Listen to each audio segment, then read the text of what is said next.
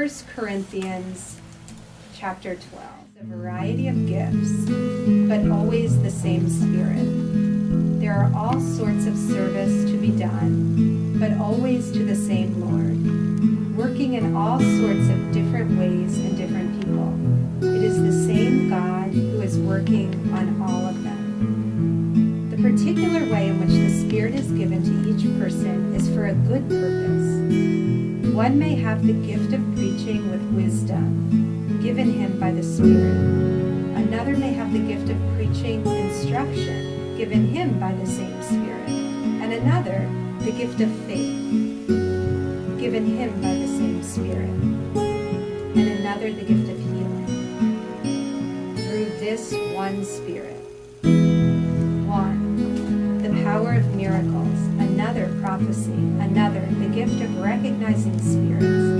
Another, the gift of tongues. And another, the ability to interpret them. All of these are the work of one and the same Spirit, who distributes different gifts to different people, just as he chooses. Just as a human body, though it is made up of many parts, is a single unit, because all of these parts, though many, make one body, so it is with Christ.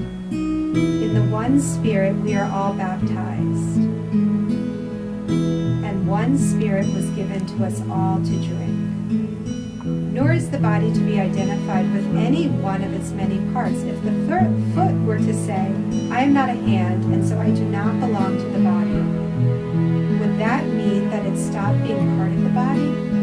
If the ear were to say, I am not an eye, and so I do not belong to the body, would that mean that it was not part of the body? If your whole body was just one eye, how would you hear anything? If it was just one ear, how would you smell anything? Instead of that, God put all the separate parts into the body on purpose.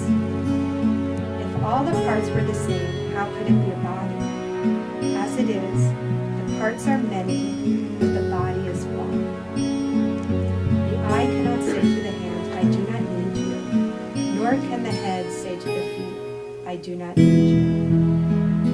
What is more, it is precisely the parts of the body that seem to be the weakest, which are the indispensable ones. And then St. Paul goes on and says to this beloved community of his, be ambitious for the higher gifts. And I am going to show you a way that is better than any of that. If I have all the eloquence of men or of angels, but speak without love, I am simply a gong booming or a cymbal clashing. If I have the gifts of prophecy, understanding all the mysteries there are, and knowing everything, and if I have faith in all its fullness to move mountains, but without love, then I am nothing at all. If I give away all that I possess, piece by piece, and if I even let them take my body to burn it, but am without love, it will do me no good whatsoever. Love is always patient and kind. It is never jealous.